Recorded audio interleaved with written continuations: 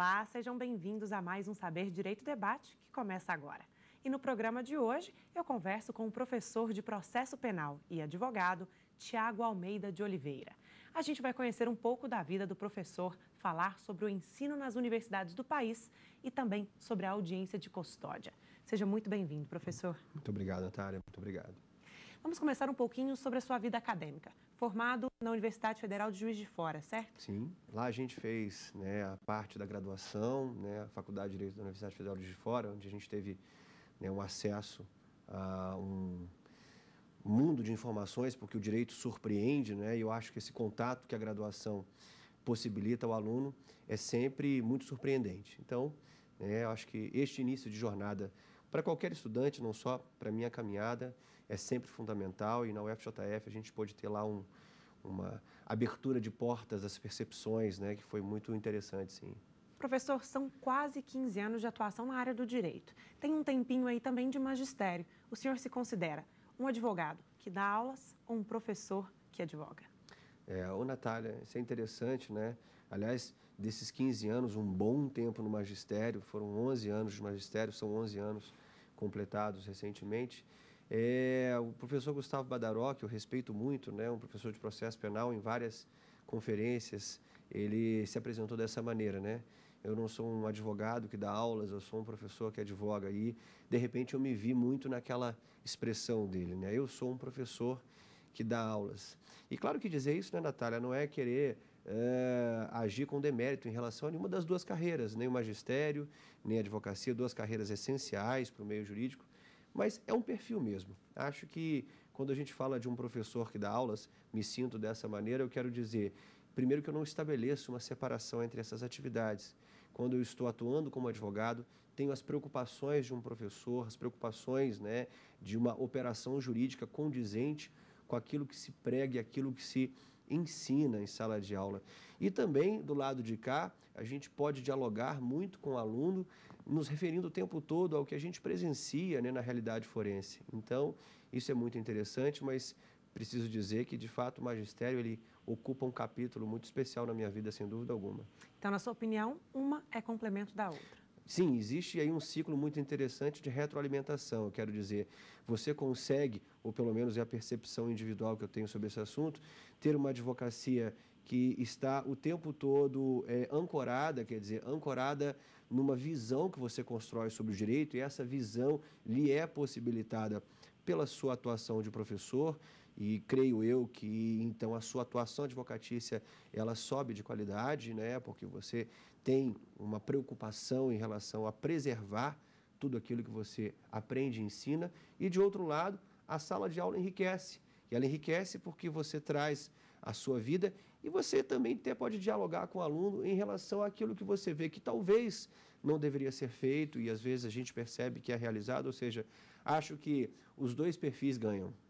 E o que te motiva na educação em estar mesmo dentro dessa sala de aula? Natália, eu acho que o ser humano ele tem uma tendência natural a sempre reproduzir certas experiências que ele vivenciou, experiências que foram marcantes para ele. Eu sempre fui alguém muito atento aos bons professores, e tive a sorte de ter muitos bons professores. Inclusive, me encontrei ontem em Brasília com um professor que tive, que o atual ministro Luiz Roberto Barroso, que sem dúvida está nesse repertório de grandes professores que sempre me estimularam a sala de aula.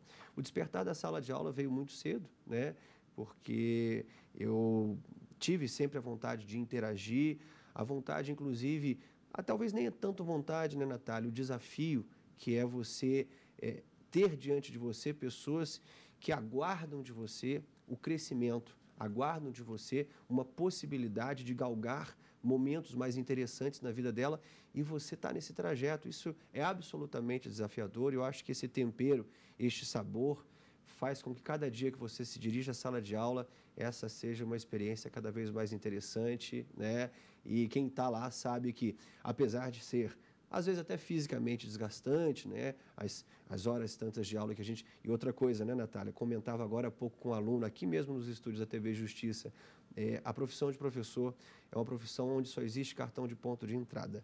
não tem cartão de ponto de saída, né?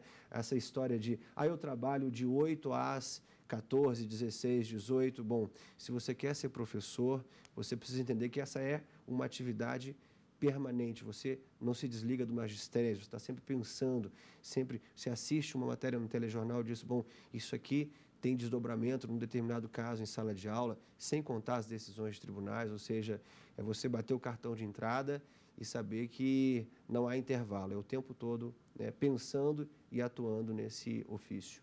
O senhor falou que essa grande inspiração para estar na sala de aula veio de grandes mestres. Esses grandes mestres foram somente na graduação, não? Não. Na realidade, a gente tem, desde os primeiros momentos da escola, né, aqueles professores que, às vezes, até pelo talento que têm, né, pela forma como que traduzem bem aquela realidade, pode ser até um conteúdo nem muito interessante, né? Me lembro, Natália, de um professor de química que tive, e assim, a química acabou não sendo uma coisa que eu acabei abraçando na minha vida, mas definitivamente eu me lembro muito bem dele e como que dentro daquele saber, hoje tão distante para mim, ele conseguia atrair a minha atenção, o despertar. Então, desde os bancos da escola, eu tive a sorte de ter professores que me mostraram que tinham como você fazer disso, né, uma atividade para a sua vida, uma atividade muito interessante. Agora, é claro, nos tempos de faculdade, eu tive aí também ótimos professores e que também me despertaram e me trouxeram esse anseio de ser. Mas preciso dizer uma última coisa, viu, Natália? Não só os professores. O despertar, às vezes, vem em situações talvez até menos despretensiosas, né? Eu fui a uma palestra, Natália, no meu segundo período de faculdade. Segundo período, começando o curso, não sabendo muito bem o que é isso, o mundo do direito, e, de repente, eu tive a oportunidade de ouvir uma conferência maravilhosa, impactante, tanto é que, para mim, foi a abertura da porta. Aliás, o Einstein dizia isso, né? Uma porta aberta para o conhecimento não se fecha nunca mais. Eu assisti uma palestra de um grande jurista, um grande processualista chamado Afrânio Silva Jardim. Então, eu nem estudava processo penal ainda, mas já tinha ficado a porta aberta ali. Então, acho que isso é um pouco resultado disso tudo. O senhor falou que ser professor só bate o ponto de entrada, não o de saída. Como que fica essa conciliação com a vida particular? A gente tem que se organizar, né, Natália? Porque também a minha fala pode ser quase um desestímulo. Então, peraí, eu não quero trabalhar para sempre, eu quero ter momentos de descanso, momentos de lazer, eu quero ter momentos com a família. E isso realmente é muito importante, né? O professor, se ele não se disciplinar, eu, por exemplo, sou professor, sou advogado, né? E tenho também a minha família, tenho atividades que pratico, né? Eu, por exemplo, sou músico, então se eu não dedicar um espaço para isso também, a vida ela fica muito descolorida, desbotada, né? Então a gente tem que se organizar de forma a não se desgastar também com a atividade, porque também não nos enganemos, né, Natália? Se você se sobrecarrega numa atividade também, ela passa a ser agressiva. E aí, então, ela perde a graça. Então, a gente se organiza. Também temos que ter o nosso tempo, né? O tempo do preparo da aula, o tempo da correção das provas, né? O tempo de uma atualização que você faz, ou uma leitura, ou um aprofundamento de leitura que você faz, já pensando em levar aquele repertório para o aluno, mas precisamos ter o mínimo de racionalidade nisso aí também, porque, afinal de contas, a vida é para ser vivida em todos os seus espaços. Aliás, né, Natália, se o papo é de professores, né, o professor Barroso sempre disse isso muito para a gente lá na UERJ, né? Significa dizer assim, a vida precisa ser vivida dentro dos seus espaços, né? E a gente precisa saber transitar entre todos eles, dentro de cada espaço de conhecimento, ou mesmo de lazer, ou mesmo de vivência familiar e amigos, para que a gente possa viver sempre em paz com todos esses elementos, né? Professor, nosso papo está muito bom, mas a gente vai para um rápido intervalo, porque o Saber Direito Debate volta daqui a pouco, não saia daí. O Saber Direito Debate está de volta. Hoje, comigo aqui no estúdio, está o professor de Processo Penal, Tiago Almeida de Oliveira. Professor, antes da gente sair para o nosso intervalo, o senhor contou uma curiosidade aí, que também é músico. Seria como uma forma de escapatória dessa vida profissional, de fugir um pouquinho dos problemas? Natália, o Nietzsche tem uma frase que, para mim, é muito interessante. Ele diz que temos a arte para que a verdade não nos destrua. A arte tem um potencial muito interessante. Aí eu digo não só a música, mas todas as formas de expressão artística. Ela tem um potencial de nos sublimar, ou seja, que a gente possa, através dos livros, das artes plásticas e, para mim, da música em especial, né, transcender esse universo de concreto que a gente vive, né, e, claro, com todas as mazelas que ele tem. Sem dúvida nenhuma, na minha vida, a música ocupa um lugar que jamais será de lá despejada e nenhuma coisa será colocada no lugar dela, né? Eu, desde muito cedo, sempre me interessei por música e desde muito cedo comecei a aprender, né? Busquei muita coisa e, enfim. E hoje ela responde, né? O meu diálogo com a música é sempre um diálogo de muita retribuição, porque, sem dúvida nenhuma, né? Veja você, o direito, né? O direito lida com a mazela humana, né? O direito entra justamente no reconhecimento de que uma sociedade é feita de conflitos e aí a possibilidade de compor esses conflitos está justamente na ordem jurídica, no poder jurisdicional. Então, nós lidamos em qualquer esfera civil, criminal, mas nós lidamos com o conflito humano, com a conflitividade, né? E isso como uma questão que é dramática, né? Isso nos leva a uma necessidade de transcender, de buscar, né, alimentar, como se costuma dizer, é um lugar comum, né, alimentar a alma, né? A literatura é muito interessante para isso. Aliás, um outro prazer que eu tenho muito grande, muito despertado pelo meu pai, que aliás é advogado também, mas sem dúvida nenhuma eu tenho na música um lugar onde eu estou a salvo, onde sou sempre muito bem. Professor, durante a semana o senhor ministrou um curso aqui no Saber Direito sobre audiência de custódia. Vamos um pouquinho para esse tema. Como é hoje o ensino dessa matéria nas universidades? Natália, a questão da audiência de custódia, né, ela é uma questão que ingressa no debate jurídico brasileiro muito recentemente, embora não devesse sê-lo. Na verdade, a gente já deveria estar convivendo com essa realidade há bastante tempo, sendo certo que desde 1992 nós temos aí no Brasil, né, em vigor a Convenção Americana dos Direitos Humanos, que determina a audiência de custódia. Quer dizer, em uma linha, a audiência de custódia é o direito de toda pessoa ser apresentada assim que for presa, sem demora, a um juiz ou a um tribunal. Mas, por algum motivo, a cultura jurídica brasileira não assimilou de imediato a audiência de custódia. E aí, né, 2010, primeiras iniciativas, mas mais em 2014 e 2015 propriamente, que a audiência de custódia se torna, né, uma questão, uma pauta nacional, muito por obra do CNJ, né, presidido então pelo ministro Ricardo Lewandowski, com seu projeto audiência de custódia.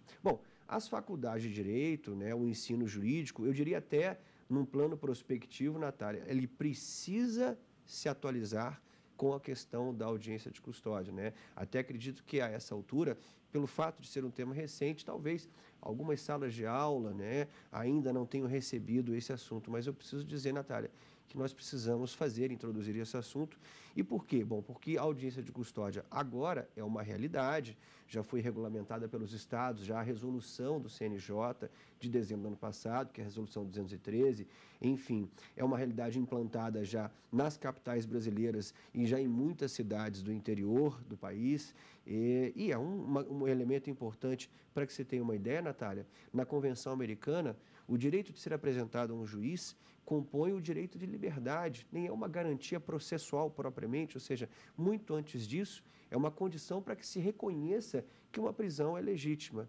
Então, é imperativo, é fundamental, né, que os currículos de direito, né, que os professores, enfim, que a sala de aula seja habitada, né, ao se falar em prisões, no momento de explicar a prisão cautelar, explicar a prisão em flagrante, que a audiência de custódia passe a ser um tema abordado para que os alunos tenham conhecimento desse assunto.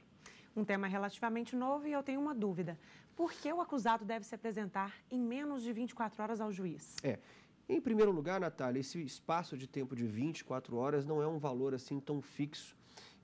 O que a Convenção Americana dos Direitos Humanos diz é que a apresentação tem que se dar sem demora, ou seja, né, o Pacto Internacional de Direitos Civis e Políticos, a apresentação tem que se dar prontamente. A ideia aqui é de imediatidade, não pode demorar, tem que ser uma apresentação o quanto mais breve possível. Agora, o que eu preciso dizer é, na medida em que essas normas vão sendo assimiladas pelos países, introduzidas no direito interno de cada país signatário da Convenção, eles vão acomodando este prazo. E aí sim, Natália, pelo que a gente percebe, o Brasil acabou acomodando, né, regulamentando a audiência de custódia, inclusive na própria resolução 213 do CNJ, com o prazo de 24 horas. E aí, o porquê, né?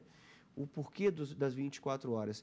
Porque nós precisamos fiscalizar e controlar algumas situações ligadas à prisão, Natália. Em primeiro lugar, aliás, antes disso, em primeiro lugar, nós precisamos obedecer à convenção. Ou seja, se nós nos comprometemos no plano internacional a dar este direito ao preso, aqui dentro nós precisamos concedê-lo essa prerrogativa de apresentação imediata ao juiz. Mas não só isso, Natália, é importante o encontro, a apresentação ao juiz, a audiência de custódia, para que o juiz possa examinar alguns aspectos, como, por exemplo, o tratamento recebido pelo preso ao ser preso. Sabe-se, Natália, que os instantes mais delicados de uma pessoa que está sob custódia do poder estatal são as primeiras 24 horas, ou seja, isso aí é empiricamente comprovado que nas primeiras 24 horas de uma detenção, que a maioria das agressões, maus tratos e até casos de torturas acontecem. Então, há que se ter uma fiscalização imediata, né?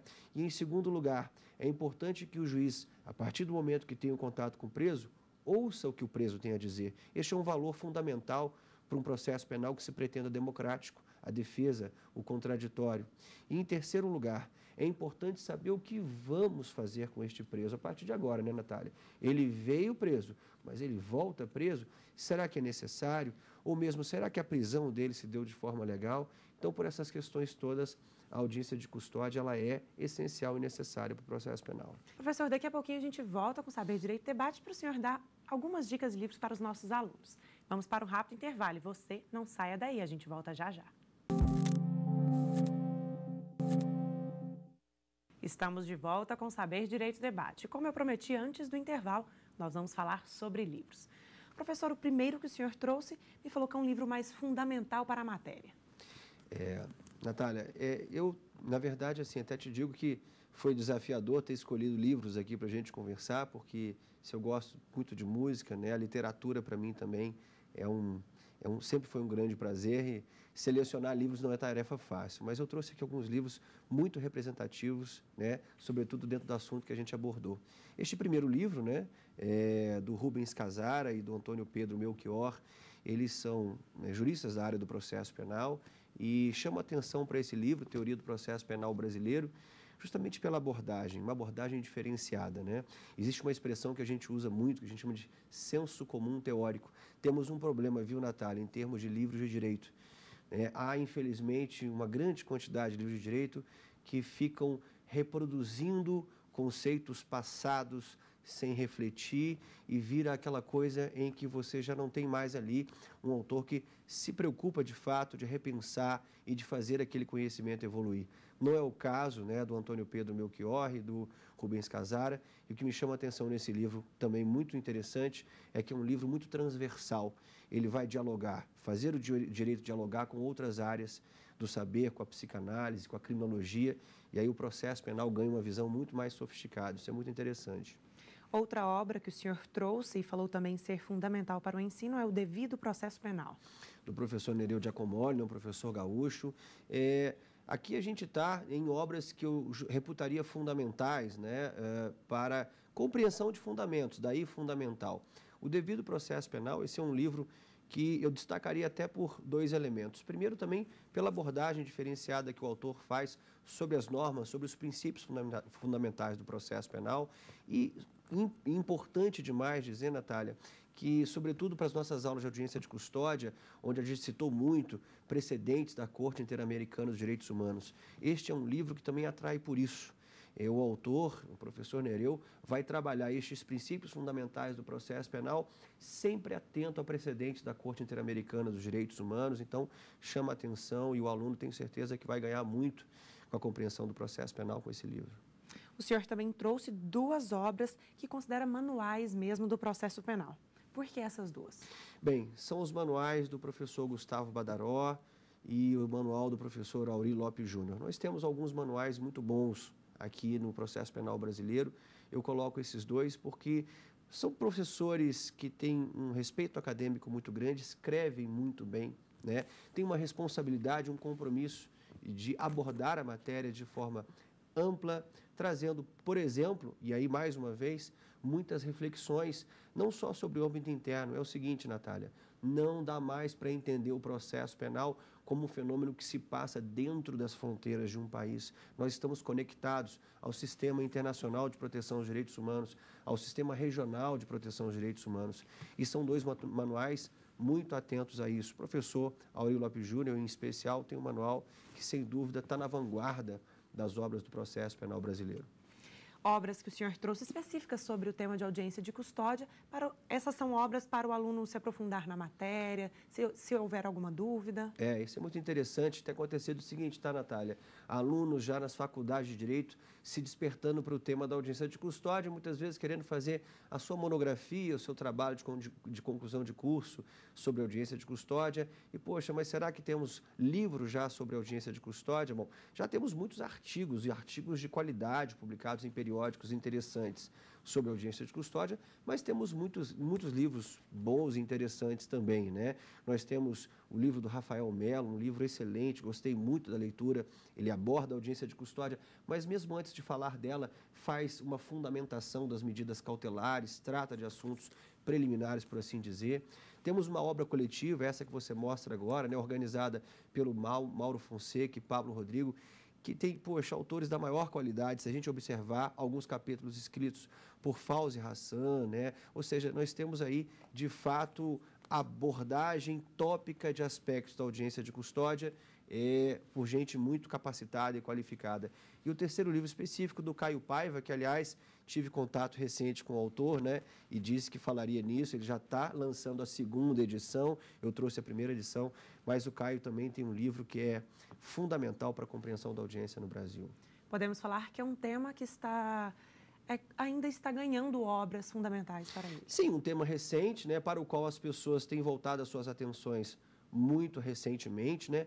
Mas é o seguinte, viu, Natália? Um tema que, sem dúvida alguma, é uma grande conquista do processo penal brasileiro. Nós, professores de processo penal, Natália, nós precisamos dessas boas notícias, desses passos humanizatórios do processo penal para a gente até se empolgar. E, de fato, para aqueles que querem, Natália, um processo penal de franco comprometimento com a base humanista da Constituição, com direitos fundamentais e com aquilo que o Rui Cunha chama de democraticidade, a audiência de custódia foi uma grande novidade e que para nós não deveria ser, mas enfim está aí e que é uma experiência que a gente vai ter que amadurecer ao longo dos tempos a partir de agora. O senhor me contou também que está escrevendo o seu próprio livro. A audiência de custódia também é o tema, não? Na realidade eu estou elaborando ainda uma organização de ideias, quer dizer, a obra, estou em fase inicial, né, preparando já alguns textos e tudo, e sem dúvida nenhuma pode ter certeza que entre os assuntos teremos lá a audiência de custódia, né? A gente acha que o momento, aliás, meu pai me dizia isso, né, quer dizer, na escalada de qualquer pessoa, uma das coisas que se precisa fazer é escrever um livro, então eu acho que é a hora de cumprir esse compromisso. Então, será um livro abordando todo o processo penal? Exatamente, eu pretendo, né? Na verdade, eu tenho, no momento, ideia para 2 livros e um deles é uma obra que aborde os temas do processo penal em geral, né? Já com um olhar até mesmo para o processo penal que está por vir, né? Nós temos projeto de novo Código de Processo Penal tramitando no Congresso Nacional, então eu já, olhando para o futuro, para a nova realidade, pretendo modestamente contribuir com alguma coisa aí para a operação jurídica, para os alunos, enfim, para os operadores do direito. Professor, o senhor falou que a audiência de custódia é um tema recente nos livros. O aluno que quiser se aprofundar também pode procurar esse tema por artigos na internet? Sem dúvida nenhuma. Bom, livros, como a gente viu, trouxe até aqui alguns, já há livros a respeito e bons livros, e esse que a gente indicou, por exemplo, são livros excelentes. Artigos, primeiro, temos artigos em periódicos também, viu, Natália? Tem que ser procurados, né? Nós temos excelentes periódicos aqui no Brasil, por exemplo, a Revista Brasileira de Ciências Criminais. Então, esse assunto já vem sendo explorado em periódicos, em artigos publicados em periódicos, melhor dizendo. Mas também em artigos em internet. Hoje você tem sites muito interessantes, né, assim, muito responsáveis, que fazem uma seleção editorial, seleção de autores e de temas, que é muito comprometida com a qualidade e que já há texto sobre audiência de custódia, né? A gente tem que utilizar, viu, Natália, a ferramenta da internet. Eu digo isso aos alunos também, utilize, você só tem que saber pesquisar, procurar fontes confiáveis, né? Um professor português que eu sou absolutamente fascinado com ele, chamado Boaventura de Souza Santos. Ele fala assim: temos que ter cuidado com a informação, porque acontece com a informação como acontece com a água numa enchente. Uma enchente é excesso de água, mas às vezes, em um lugar acometido de enchente, falta água potável. Internet é excesso de informação, mas às vezes falta informação potável. Sabendo buscar as informações potáveis, como diz o Boaventura, acho que a tua pesquisa, o teu interesse, vai ter artigo de internet à vontade, de bons autores para a gente ler. Sempre ter cuidado. Sempre ter cuidado, né? Porque eu costumo dizer assim, internet não tem conselho editorial, basta você criar um blog e escrever de tudo. Então tome cuidado com o que lê também, para não prejudicar o conhecimento que pretende construir. Professor, agradecemos aqui sua presença com a gente durante toda essa semana, lecionando sobre o tema audiência de custódia e hoje aqui no Saber Direito Debate. Eu que agradeço a você, Natália, a toda a equipe da TV Justiça. Quero dizer que foi uma experiência formidável com vocês e fico à disposição sempre que precisarem. A gente que agradece. O Saber Direito Debate de hoje vai ficando por aqui. Obrigada pela companhia. E se você tem sugestões ou dúvidas, não deixe de mandar um e-mail para a gente. É saberdireito@stf.jus.br. A nossa programação completa você assiste no site tvjustiça.jus.br. Tchau e até o nosso próximo encontro.